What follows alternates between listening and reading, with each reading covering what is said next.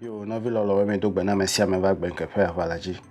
Egbe me be ma ko akpeda da to ho ko ina nyi subscribers we ple ame yo fete le video ma. Ame yo fete po vovo nglo comment. Ple ame yo va punu ple mle Telegram eji. Egbe fete anya e ya nye be de onyo be no wumia viewer. Na nye devi de onyo be no wu ewo devia. Babiama egbedele mia togbi odo obere vivant enyo kochichi vivant enyo kochichi mawu vi eve ye yanto na nko be Lucifer evele be Yesu Kristo mime le tepe afo na nko menya gbegbe ojiwa afo na nko vo viwa me ve vivant de ka onye kodo da engbaje ya ko enye mi ape fupepe va se degbe vivant nous kochichi vomenye Yesu Kristo ple no vie o nya gbo nu pope me va au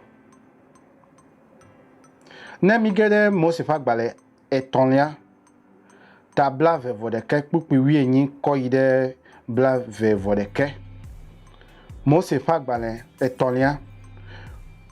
tabla ve vodeke pupi wi enyi ko ide bla ve vodeke ebe Unchuvi madoto tanya so ema ma hene na se ebe ne unchuvi jagla si se to ade le ami ade si eye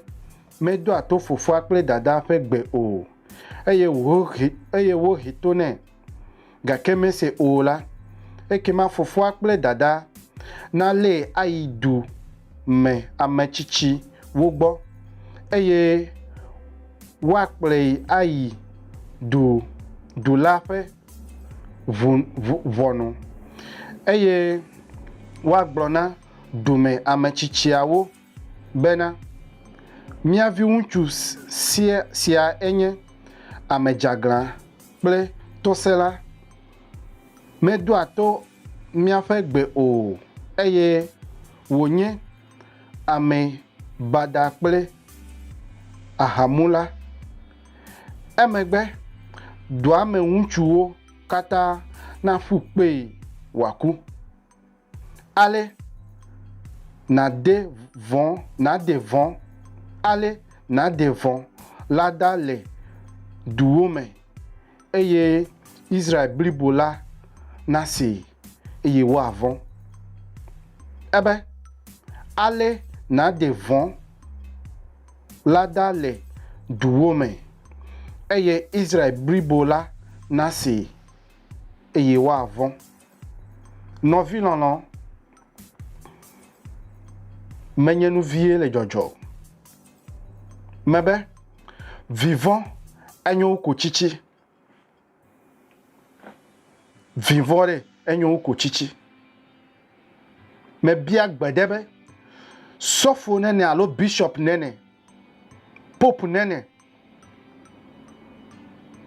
ete unchu atiko dade na viebe ne vinye vare ne jaglade jinyere mafu gbimere ne va ti devievo devie le chichigbo o meton kpla devie o evi jagla obe mi afu pe evi tok ple vino anya wanawa bena levi ko yide dutofo ne dumeto ple du nchuo no fukpe hadebe deviere mesiano hadebe deviere enya hanumula hadebe devia seton mi afeto Yesu Kristo ple tore o mete un fogbi me na abusamu lo do le ko dare anyigbaji